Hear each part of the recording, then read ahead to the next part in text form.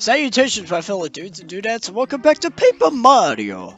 Last time, we wrapped up all the side questing, collected a bunch of star pieces, so we're all prepped and ready to go. You might have noticed that Mario's actually already on the move. It's because I don't want to waste any of your time. I want to visit the bad shop with all the star pieces we accumulated over throughout that time frame. I believe I said 38 last part, so let's see what we can obtain. Now, granted, I'm only going to buy 2 badges because I don't feel the need to get the other ones. You can pick or choose however you, whatever badges you want. It all depends on your playstyle. But I'm going to take Happy Flower, which does the same thing as Happy Heart except for flower points. And I'm actually going to buy this other badge just for the hell of it. Once I'm done scrolling through all the other ones. Payoff. If Mario takes a lot of damage in a battle, when you end up winning that battle, assuming you do, the coin payout will be a lot more plentiful. So use that in case you find yourself like struggling with this game and like you're finding yourself taking a lot of damage or whatever. The reward will be very rewarding. Putting up with the pain. I sound sadistic saying it and putting it that way. But now that we managed to get through all that, I got those badges that I wanted. It's time to get a move on with this game. What you want to do is you want to go into this vacant house with Bo, vanish, and then a shy guy will walk into said building and pull a Harry Potter on us. What the heck? And then we can follow suit. Once I find the... There it is. And we're gonna Blue Skidoo into the box! Chapter 4! Trials in the Toy Box! You know, Mario, you're supposed to be hunting down Star Spears to save the princess. Why are you playing with toys? Okay, so, to start off... we got a little train station here, like you would have with the getting to Mount Rugged. That sounded better in my head. I apologize, but the problem is the train is missing. We're gonna be needing that if we want to progress any further. But as for where it is, we'll have to wait and see.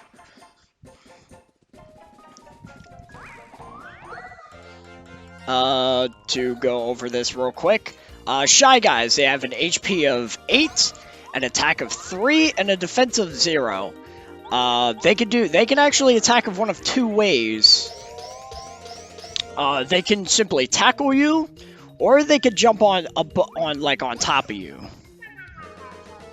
The damage, there is no difference with the damage. However, the timing can be a little harder for when they're jumping because they come down a little slower. So you have to learn it. You have to learn the timing a bit better with those ones. But otherwise, that's all they really do.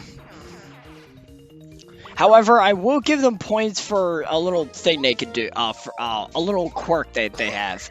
When they're doing their jump attack. Whenever you succeed in the guard, they'll wobble, they'll like land on their feet, they'll do some sort of wobbling dance or whatever. Showing that they failed to hit you with the maximum amount of damage. And you get a completely different sound effect if they actually succeed in the attack. Get away from that treasure chest, pal! It's mine, see? Don't mess with me! We're actually going to be coming back to this guy later. Much later. These guys suck. Just getting that out there now. These are groove guys. I believe it's... I want to say HP of 7. I didn't actually do my research, so I'll probably put the stats up on screen if anything. But these guys can do 3 things. Like, holy moly. First, they could do what the other Shy Guys could do. They could just, like, face tackle you. They could also dizzy you like those stupid Dark Koopas in the Toad Tunnels, because that's fun. So I would recommend using the Feeling Fine badge whenever you can. I'm choosing against that just because I want to have the versatility with quick change and the happy heart, even though happy heart hasn't been working out for me lately. Just a quick heads up. And they could do and as for their third action, they can actually call for help. I do not know if it's random as to what kind of enemy they bring forth, but generally they, at least from my experience, they only really summon one enemy, which we'll be going over next part because we actually don't encounter that enemy until next part. All these shy guys carrying all these items, and you're not gonna have to see that because they're all different. They're all different coats of paint. It doesn't mean anything for strategy. However, I want to show this off because it's actually pretty hilarious. Alright, so I'm going to use the Fire Flower because I don't feel like dealing with this. And I thought I was able to dish out enough damage with this next attack, but apparently I gave Cooper too much credit. So I'm going to be doing a Power Shell attack, and the thing I want to show off is about to come up in just a moment. Once this first Shy Guy fails. Woo.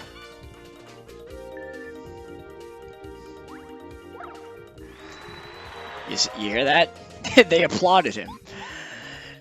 There's going to be Shy Guys aplenty in this chapter. In fact, it is nothing but Shy Guys.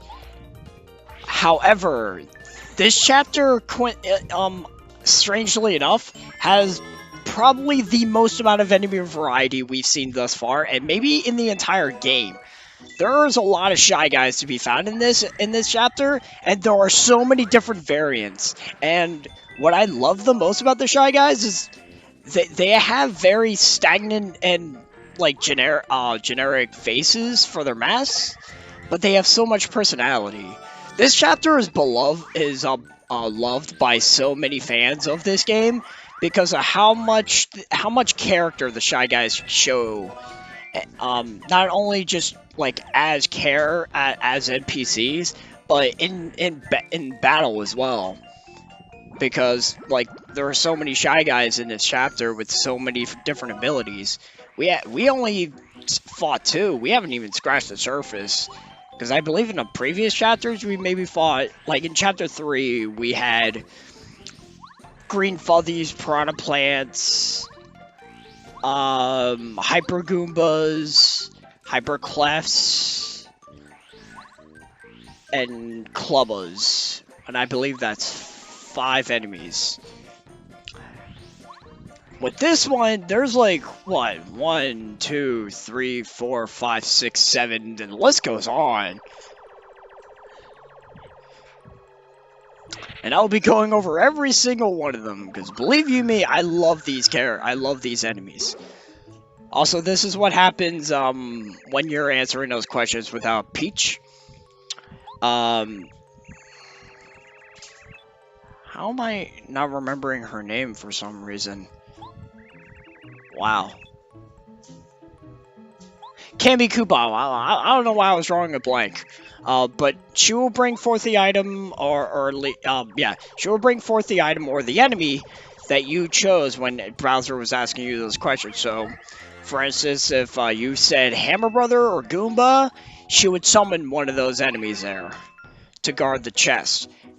Granted, just because they summoned the enemy, like you chose the enemy, doesn't mean like fighting them is mandatory. You can easily just run around them.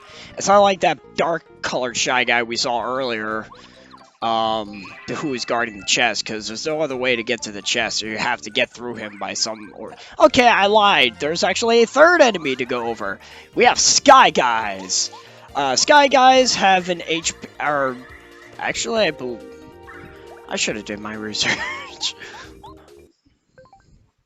Butterfingers. That was just me pushing the wrong button. But Sky Guys, you have an HP of 8, an attack of 3, and defense of 0. They're just like Shy Guys, only they fly in the air. And their attacks are a bit harder to dodge than the regular Shy Guys because they're really quick on the draw with shooting that slingshot. Now, the interesting thing about these guys is that you can actually attack their balloons, which could knock them down, and they just turn into regular Shy Guys. They'll even lose a slingshot. As for where it goes, we don't know, but that's an interesting little tidbit. There's no need to attack the balloons because I don't exactly know how much health the balloons have. I never feel the need to attack them because I feel like that's just drawing out the battle more. And once I get the timing down with the slingshot attack, the battle's already won. But let's see. Aesthetically, I love this chapter. Like the first chapter, we had grassland. Chapter 2, we had desert land. So original, Miyamoto. So original. Chapter 3, we had a boo level. I mean, it's kind of different, Gusty Gulch, but Gusty Gulch is more or less another desert-esque world. This is, I want to say this level, and Chapter 6 is where this game really shines in the variety when it comes to level aesthetics. Because with this one, we're inside a giant toy box filled with a bunch of toys that like a preschooler would play with. Granted, Mario's not going to be playing with any of these, well, most of them. I didn't go over those boxes, but if you ground pound them, you'll be sent flying. I'm trying to get over here. It's actually kind of finicky because, like, you have to place yourself just right for Parakarry to carry you and drop you in the right spot. Got a Thunderbolt. Thunderbolt deals 5 damage to one single enemy.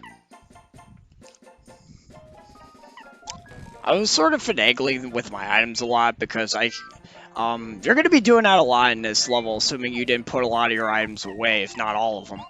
Because there's a lot to find in this chapter. Whether they're just sitting in item boxes or Shy Guys are carrying them around. Or in instances like this, just sitting there. Oh, look at that. We got the key to that storeroom that the storekeeper was talking about. We should probably bring that to him. But yeah, as I was saying, this chapter is really good aesthetically. And when we get to chapter 6, that's gonna be a pretty treat. Minus what you do in the chapter itself, because what you do in the chapter itself can suck a hard one if you ask me. But that's 2 chapters away, so we'll worry about that when we get to it. Alright, but anyways, let's bring this key back to the storeroom. Like a dope, I ran right past the store. But, anyways, we're gonna give the key to him. He's gonna open the door. And booyah.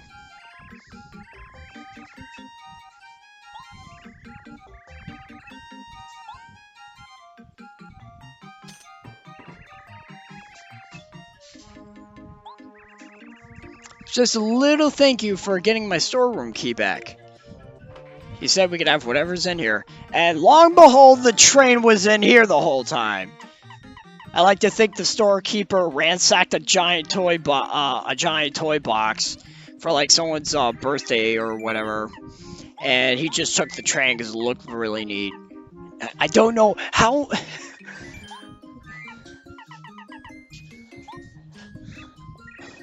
I always thought people in the Mushroom Kingdom were innocent. Boy, was I wrong. We haven't even gotten to Rogueport yet. Everyone there is a criminal. Toad, you'd fit right in if you moved over there, just saying. Taking children... It's like taking candy from a baby. Except in this case, it's a toy train. Okay, now don't do what most people do, including myself. Don't jump into the box with the train, because you won't do anything with, nothing will happen. What you have to do is examine the box, and then toss the train in there. You wouldn't think to do this, because, you would just, like, jump in the box and give the train to, the Toad, but the Toad will tell you that the train is too small. What should be going through your mind, is the fact that everything you're carrying with you shrinks with you. So logically, since you're taking the train with you into the toy box, the train then shrinks alongside you. You would think to just throw it into the box by itself. But anyways, there's enough about that. I know this part isn't too long, but I really wanted to like take my time with this chapter. Otherwise, who knows how long this part will be, especially considering how next part's going to be. But next time on Paper Mario, we're going to be continuing to explore the Shy Guy's toy box, and hopefully finding all the other items that the residents of Toad Town got robbed of. So until then, I got a juice.